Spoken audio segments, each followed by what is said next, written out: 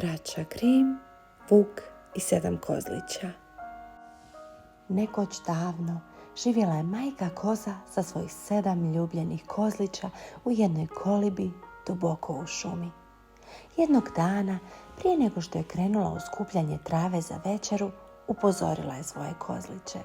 Ne otvarajte nikome, čuvajte se Vuka, jer će vas cijele pojesti, čak i vunu. Djeca obećaše, nećemo nikome otvarati, Vuk će nas cijele pojesti, čak i vunu. Tada je majka poljubila svakoga od njih i otišla. Nedugo nakon toga netko zakuca na vrata i progovori. Ja sam vaša majka, maleni, donijela sam kolača, slatkiša i peciva. Dobit ćete sve to, pa i više, ako otvorite vrata. Kozlići odmah prepoznaše vučiji glas i odgovoriše. Kakva podmukla varka, ti nisi naša majka, njen glas nije takav, tako grub i hrapav. Bezobraznik pojuri kupiti teglu meda da bi omekšao grlo i odmah odjednom proguta sav med. Vratio se do kuće kozlića i progovorio blagim glasom. Ja sam vaša majka, srdašca moja, sjenice oka mog. Vi ste moja ljubljena dječica, pustite me unutra, otvorite vrata. Samo načas kozlići nisu znali što učiniti, ali tada su primijetili crnu vučiju šapu na prozoru i svi zajedno povikali. Ti nisi naša mama, nešto ozbiljno nije u redu, tvoja je šapa crna, a njeno je kopito bijelo.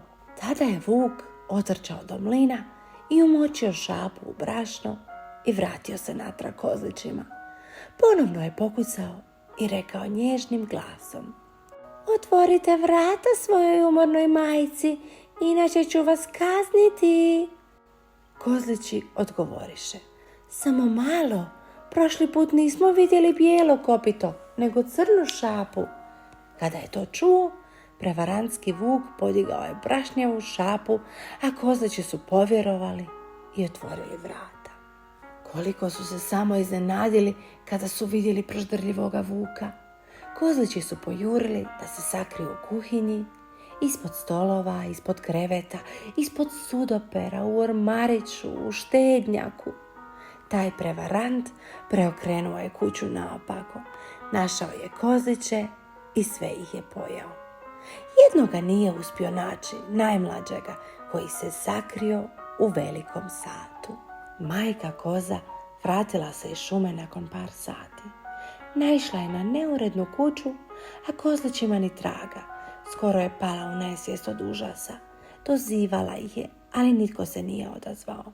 Napokon 7. kozlić izleti iz starog sata i dotrči uplakan do majke i sve joj ispriča. Dok su se još grlili, majka i sin začuju glasan zvuk iz vrta. Pogledaju kroz prozor i vide usnulog Vuka kako spava na leđima ispod drveta hrčući.